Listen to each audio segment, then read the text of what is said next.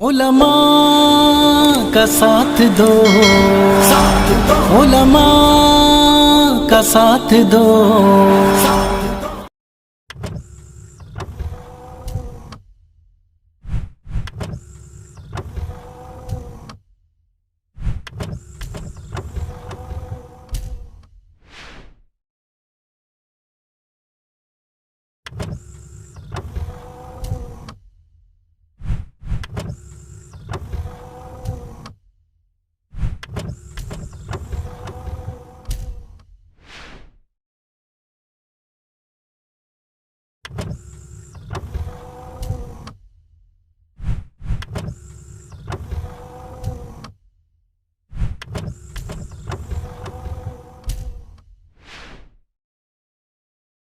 صلی علی رسولہ الکریم اما بعد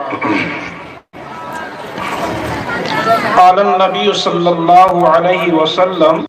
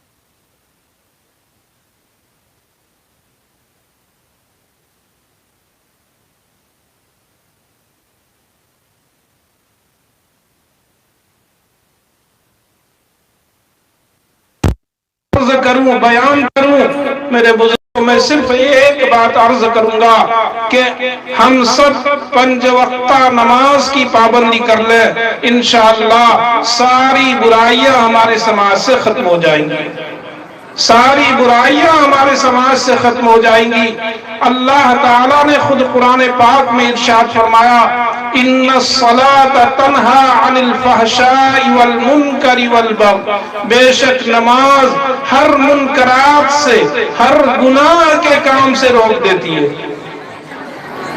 ہم لوگوں کو ہر برائیوں سے انسان کو روک دینے والی ہے، نماز ہر برائیوں سے روک دینے والی ہے۔ ہم تو نماز پڑھتے ہیں اور نماز میں کھڑے رہتے ہیں اور ہمارا دماغ کہیں اور گھومتا رہتا ہے، ہمارے دماغ میں طرح طرح کی باتیں گشت کرتی رہتی ہے، اس لیے ہماری نماز خشوع خضوع سے نہیں ہو پاتی ہے۔ اس لیے یہ سب کہتے ہیں ہم کو نماز میں دل نہیں لگتا ہے، کیوں؟ اس لیے کہ ہمارا جو یہ اندر کا جو سینہ ہے، جو ہمارا دل ہے، وہ گناہ کی وجہ سے، جس طریقے سے، اس کو مثال سے یہ سمجھیے کہ جس طریقے سے کسی شخص کو بخار ہو جائے اور سخت ترین بخار ہو جائے، بہت تیز بخار ہو جائے، آپ اس کو رسگلہ بھی دیجیے گا کھانے کے لیے تو وہ کیا کہے گا کہ رسگلہ کڑوا ہے، رسگلہ کڑوا ہے۔ کیوں؟ اور ہم سب جانتے ہیں رسگلہ کڑوا نہیں ہے، ان کو بخار کی وجہ سے رسگلہ کڑوا لگ رہا ہے۔ اسی طریقے سے میرے بزرگوں، ہمارا جو ایمان کمزور ہے، ہمارا جو دل کمزور ہے ایمان کے تعلق سے، جب ہمارے ایمان میں پختگی نہیں ہے تو ہم کو نماز میں مزہ نہیں لگتا ہے، ہم کو نماز میں جی نہیں لگتا ہے، ہم 5 وقتہ نماز کی پابندی نہیں کر پاتے ہیں، ہماری نماز خشوع خضوع کے ساتھ نہیں ہو پاتی ہے۔ اور جب ہماری نماز خشوع خضوع کے ساتھ نہیں ہو پائے گی تو اس کا اثر کہاں سے ہوگا؟ نماز کا اثر تو اللہ نے یہ کہا کہ نماز تمام برائیوں سے روک دیتی ہے، لیکن ہماری نماز نہیں روک پا رہی ہے، اس کا مطلب یہ ہے کہ ہماری نماز ادا کرنے میں ہم سے کمی ہو رہی ہے۔ اس لیے ہم سب یہ کوشش کریں کہ خشوع خضوع کے ساتھ، خشوع خضوع کے ساتھ، اور خشوع خضوع کب ہوگا؟ خشوع خضوع جب ہوگا جب ہم اپنے گناہوں سے اللہ کی بارگاہ میں توبہ کر لیں گے، اللہ کی بارگاہ میں توبہ کریں گے۔ میرے بزرگوں، ایک حدیث میں اللہ کے نبی صلی اللہ علیہ وسلم نے ارشاد فرمایا کہ 4 لوگ سیدھے جنت میں جائیں گے۔ فرمایا اگر مجھے یہ ڈر نہ ہوتا کہ لوگ غفلت، سستی اور کاہلی برتیں گے تو میں یہ کہتا کہ دنیا میں ان 4 لوگوں کو یہ خوشخبری سنا دو کہ وہ ڈائریکٹ سیدھا جنت میں جائیں گے۔ نمبر 1 پر وہ بیوی جو اپنے شوہر کو ہمیشہ خوش رکھتی ہو، نمبر 1 پر وہ بیوی جو اپنے شوہر ہو، مفلسی کے شکار ہو، روز محنت اور مزدوری کر کے اپنے بچوں کا پیٹ پالتا ہو، لیکن وہ حرام کا لقمہ اپنے بچوں کے پیٹ میں نہ ڈالتا ہو۔ حرام کا لقمہ مفلسی کی وجہ سے، کثرت اولاد کی وجہ سے، تنگ دستی کی وجہ سے اپنے بچوں کے پیٹ میں نہ ڈالتا ہو، بلکہ حلال طریقے سے محنت کر کے اپنے بچوں کا پیٹ بھرتا ہو، ایسے مزدور کے بارے میں اللہ کے نبی صلی اللہ علیہ وسلم نے فرمایا کہ اس کو خوشخبری سنا دو کہ وہ سیدھا جنت میں جائے گا۔ اور میرے بزرگوں، نمبر 3 پر وہ نوجوان جس نے اپنی جوانی میں اللہ سے توبہ کر لی ہو، جس نے اپنی جوانی میں اللہ سے توبہ کر لی ہو۔ ایک موقع پر محمد عربی صلی اللہ علیہ وسلم نے فرمایا انا حبیب اللہ، میں اللہ کا حبیب ہوں، والشاب الطائب حبیب اللہ، میں اللہ کا حبیب ہوں، اور توبہ کرنے والا نوجوان بھی اللہ کا حبیب ہوتا ہے۔ توبہ کرنے والا نوجوان بھی اللہ کا حبیب ہے۔ میرے بزرگوں، آپ اندازہ لگائیے کہ جو نوجوانی میں توبہ کرتا ہو وہ اللہ کے نزدیک کتنا مقبول اور کتنا محبوب اور اولاد جو اپنے والدین کی خدمت کرتا ہو، وہ اولاد جو اپنے والدین کی خدمت کرتا ہو، اپنے والدین کی اتنی خدمت کرتا ہو کہ ان کے والدین ان سے راضی ہو، ان کے والدین ان سے راضی ہو۔ حضور پاک صلی اللہ علیہ وسلم کے پاس ایک نوجوان آیا اور انہوں نے کہا کہ اللہ کے نبی میں جہاد میں جانا چاہتا ہوں۔ کیا کہا؟ اے اللہ کے نبی میں جہاد میں جانا چاہتا ہوں۔ اور جہاد جانتے ہیں، جہاد میں اپنی جان کو ہلاکت میں ڈال کر اور سامنے والے سے لڑنا ہوتا ہے۔ اللہ کے نبی صلی اللہ علیہ وسلم نے فرمایا کیا تمہارے والدین حیات سے ہیں؟ اس نوجوان سے پوچھا کیا تمہارے والدین حیات سے ہیں؟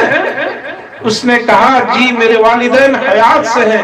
اللہ کے نبی صلی اللہ علیہ وسلم نے کہا، فرمایا جاؤ تم اپنے والدین کی خدمت کرو، تمہارا والدین کی تمہاری خدمت کرنا یہی جہاد کا ثواب ملے گا، یہی جہاد۔ اس لیے میرے بزرگوں کن کن خرابیوں کا تذکرہ کیا جائے؟ سب سے پہلی چیز جو میں نے بتایا پاکی صفائی۔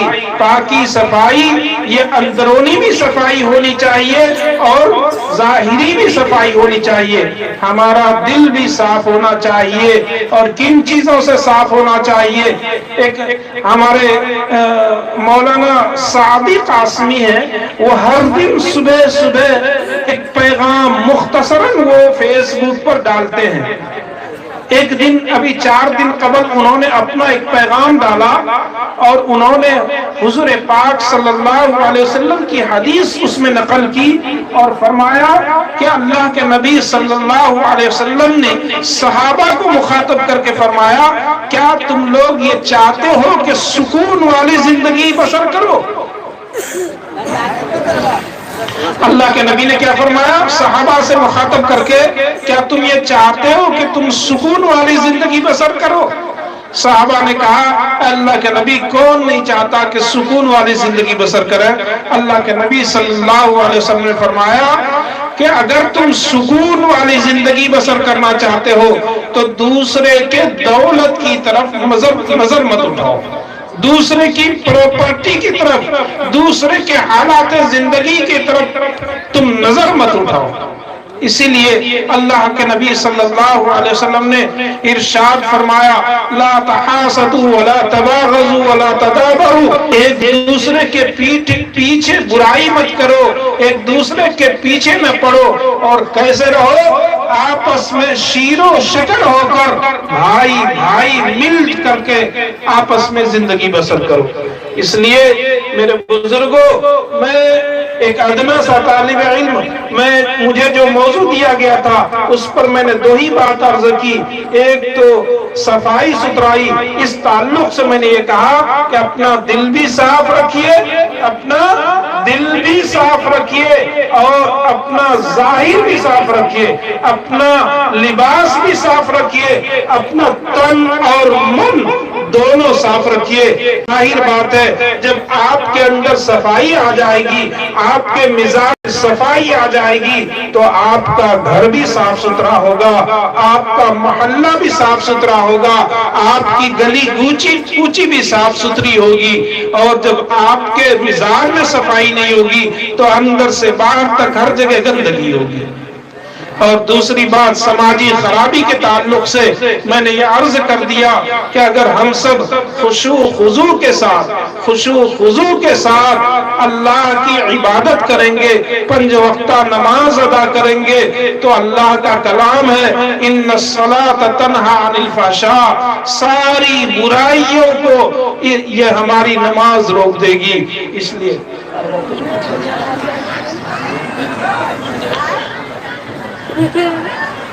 ناظم صاحب سے پوچھ لیا کہ اور اگر وقت ہے تو اور بھی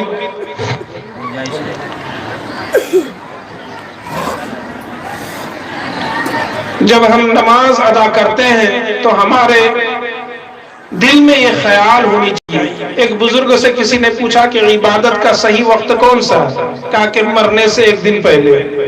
اور ظاہر بات ہے ہمارے مرنے کا تو کوئی وقت فکس نہیں ہے، اور اس زمانے میں اس دور میں تو ہم خوب مشاہدہ کرتے ہیں کہ ایک آدمی ہٹا کٹا نوجوان چلتا چلتا گرا اور اس دنیا سے چل بسا. ہٹا کٹا نوجوان موٹر سائیکل پہ جا رہا تھا، ایکسیڈنٹ ہوا، ختم ہو گیا، اسپاٹ آؤٹ ہو جاتا ہے. اس لیے میرے بزرگوں، ہم مومن ہیں اور ہم نے جو ایمان لایا ہے وہ اللہ پر ایمان لایا ہے، آخرت پر ایمان لایا ہے. ہم سب کو مر کر کے اس دنیا سے جانا ہے. اصل وہی زندگی ہوگی ہماری، یہ زندگی نہیں ہے. یہ تو ایگزام کے لیے اللہ تعالیٰ نے ہم لوگوں کو اس دنیا میں بھیجا ہے، دارالاسباب ہے. یہاں ہم ویسا ہی ہم کو بھگتنا پڑے گا.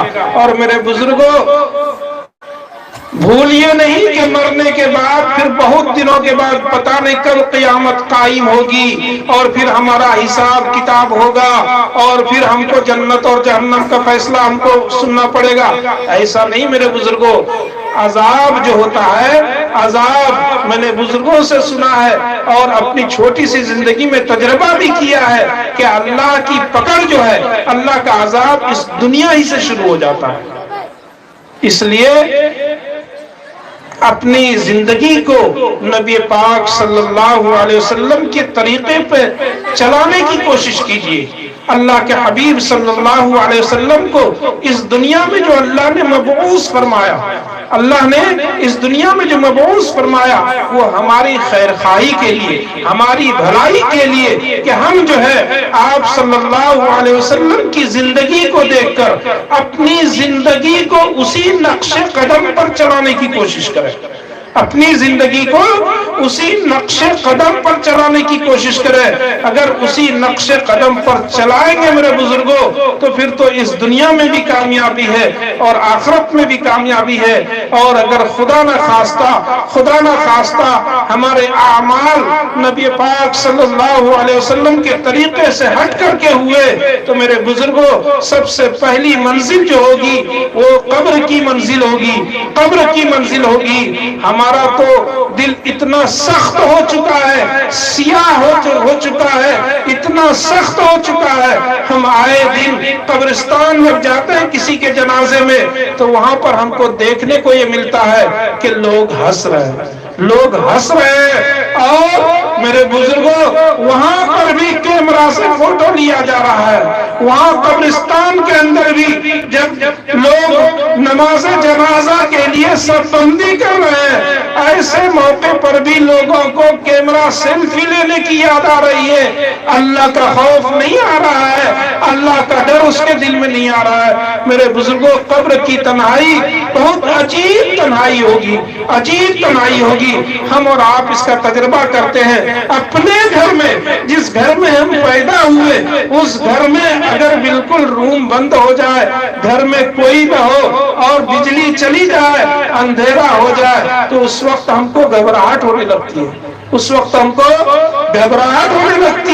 اور اگر خدا نہ خواستہ اس گھبراہٹ میں، اس تنہائی میں، اس تاریکی میں اگر کوئی چوہا بھی روم میں گھس جائے تو ہم ہارٹ فیل ہو جائیں. اتنی گھبراہٹ ہوتی ہے. میرے بزرگوں، اعمال ہوگا اسی کے جیسا اس کے ساتھ معاملہ کیا جائے گا. جس کے اعمال نیک ہوں گے وہاں فرشتے سوال و جواب کے بعد کہیں گے نم کنومت العروس. جس طریقے سے دلہن کو سجا اجا کر کے اور پھولوں کے بستر پر سلاتے ہیں، اسی طریقے سے تمہارے لیے بھی پھولوں کا بستر ہے، تم سو جاؤ. لیکن جس کے اعمال برے ہوں گے، جس کے اعمال اللہ اور اس کے رسول کے راستے سے ہٹے ہوئے ہوں گے، اللہ کے نبی صلی اللہ علیہ وسلم نے فرمایا کہ قبر اس کو ایسے دبوچی کے ہاتھ سے ایسے اشارہ کر کے فرمایا کہ جس طریقے سے یہ انگلیاں اس انگلیوں میں گھس رہی ہے، اسی طریقے سے ہماری ایک طرف کی پسلیاں دوسرے طرف کی پسلیوں میں گھس جائیں گی. اس لیے میرے بزرگوں، وہ قبر کا رہا وہاں پر ایسے ڈنک والے سانپ اور بچھو مسلط کیے جائیں گے کہ روایتوں میں آتا ہے کہ جب ایک مرتبہ ڈنک مارا جائے گا تو پتہ نہیں کتنے دنوں تک بے ہوش پڑا رہے گا آدمی، پھر اس کو زندہ کیا جائے گا. پھر اس کے آگے جنت کا جہنم کا معاملہ ہے میرے بزرگوں. جس کے اعمال نیک ہوں گے وہاں تو ان کے لیے جنت کا فیصلہ ہوگا. اور جنت آسان نہیں میرے بزرگوں, جنت اتنی آسانی سے ملنے والی نہیں ہے.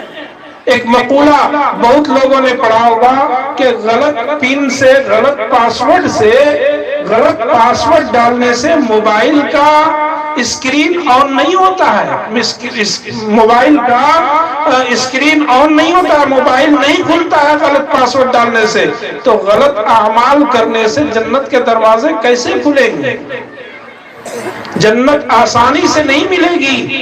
لیکن جس کے اعمال اچھے ہوں گے, جو اللہ اور اس کے رسول کے محبوب بندے ہوں گے, اس کے لیے جنت ہوگی. اور جنت میں طرح طرح کی آشائشیں ہوں گی.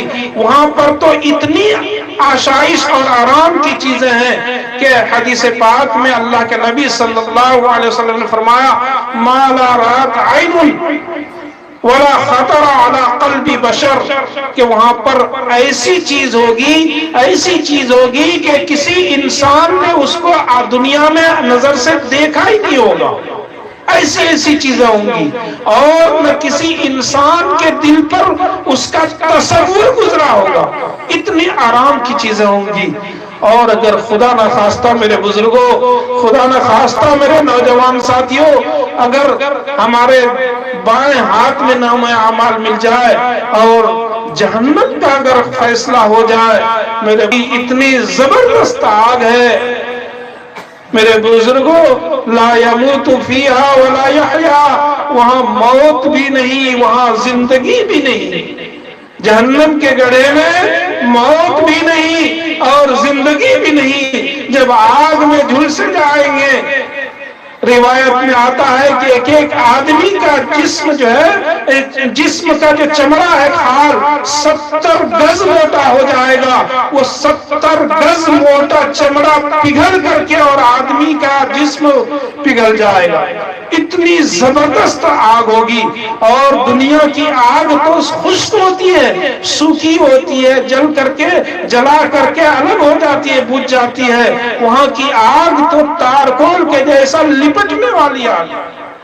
جہنم کا عذاب بہت سخت عذاب ہے میرے بزرگوں, بہت سخت عذاب ہے. ایک جگہ نبی پاک صلی اللہ علیہ وسلم نے فرمایا جبرائیل علیہ السلام سے کہ جہنم کی آگ کیسی ہوگی, وہاں کس طرح کا عذاب ہوگا. جبرائیل امین نے فرمایا کہ جہنم میں سب سے کم تر عذاب, سب سے ہلکا عذاب یہ ہوگا کہ جہنمیوں کے پیر میں آگ کا جوتا پہنایا جائے گا. جسم میں کچھ بھی نہیں ہوگا, پیر میں آگ کا جوتا پہنایا جائے گا. اس جوتے کی تپش سے, اس جوتے کی گرمی سے انسان کا دماغ کھول رہا ہوگا اور پگھل کر ناک اور کان کے راستے سے بہ جائے گا. اتنا دردناک عذاب ہے میرے بزرگوں. اس لیے ہر وقت اللہ سے پناہ مانگنی چاہیے کہ اللہ جہنم سے ہم سب کی حفاظت فرما. میرے بزرگوں, ہم سب کو اعمال ایسے کرنی چاہیے کہ اللہ تعالیٰ ہمارے سیدھے ہاتھ میں نام اعمال دے دے اور ہمارے لیے جنت کے فیصلے ہو جائیں. اس کے لیے شرط وہی ہے کہ اب تک جو ہم سے گناہ ہو چکا, ہم سب اللہ کی بارگاہ میں توبہ کریں, اللہ کی بارگاہ میں توبہ کریں. اور کیسی توبہ کریں؟ ایسی توبہ نہ کریں, مذاق والی توبہ نہ کریں کہ اوپر دل سے یا اللہ توبہ کام پکڑ لیا اور کہہ دیا یا اللہ توبہ, اور 1 سیکنڈ میں نہیں ہوا, پھر جس چیز سے توبہ کیا اس سے ڈبل وہ کر رہے. ایسا توبہ نہیں, عزم مصمم والا توبہ کیجئے, پکا سچا توبہ کیجئے. اللہ کے نبی صلی اللہ علیہ وسلم نے ارشاد فرمایا التائب من الذنب کمن لا ذنب لہ, گناہوں سے توبہ کرنے والا ایسا ہے جیسے اس نے کبھی گناہ کیا ہی نہیں. اس لیے ہم سب سچا پکا توبہ کرے, بالکل ایسا توبہ کرے جس طریقے سے مثال دیتے ہیں کہ گائے کے تھن سے, بکری کے تھن سے اگر دودھ نکل جائے تو پھر وہ دودھ تھن میں واپس نہیں جا سکتا ہے. اسی طریقے سے ہم ایسا توبہ کریں کہ اللہ تیری بارگاہ میں ہم توبہ کرتے ہیں اور سچے دل سے توبہ کرتے ہیں کہ ہم جھوٹ نہیں بولیں گے، ہم کسی کو دھوکہ نہیں دیں گے، ہم کسی کی غیبت نہیں کریں گے، کسی کی چغلخوری نہیں کریں گے، ہم 5 وقتہ نماز ادا کرنے کی کوشش کریں گے، 5 وقتہ نماز ادا کریں گے، تمام جو اللہ اور اس کے رسول کے پسندیدہ کام ہیں ان کو کریں گے، اور جو منہیات ہے، منکرات ہے، ہر وہ کام جو اللہ اور اس کے رسول کو ناراض کرنے والا ہے ان تمام کام سے ہم پرہیز کریں گے۔ اگر پکا سچا توبہ کر لیں گے میرے بزرگوں تو اللہ اور اس کے رسول کے محبوب بن جائیں گے انشاءاللہ۔ ہم سب ابھی بھی توبہ کر سکتے ہیں، دل میں توبہ کر سکتے ہیں۔ اس کے لیے مسجد میں حاضری ضروری نہیں ہے کہ مسجد میں جائیں گے، نماز کے لیے جائیں گے اس وقت توبہ کریں گے۔ میرے بزرگوں، اللہ کی طرف سے جو ہم کو مہلت ملی ہے اس کو غنیمت جانیے اور دل میں بالکل توبہ کر لیجئے کہ یا اللہ اب تک ہم سے جو کچھ گناہ ہو چکا یہ کوئی نہیں جانتا، ہمارے دل کا حال ہم جانتے ہیں، اللہ جانتا ہے، اور اللہ ہی سے توبہ کرنا ہے، کسی غیر اللہ سے توبہ نہیں کرنا ہے۔ اس لیے اللہ سے سچی پکی توبہ کر لیجئے، انشاءاللہ اللہ کا محبوب ہو جائیں گے، انشاءاللہ العزیز جہنم سے ہم سب کی حفاظت ہو جائے گی۔ اللہ تعالی ہم تمام کو ان باتوں پر عمل کی توفیق عطا فرمائے۔ وآخر دعوانا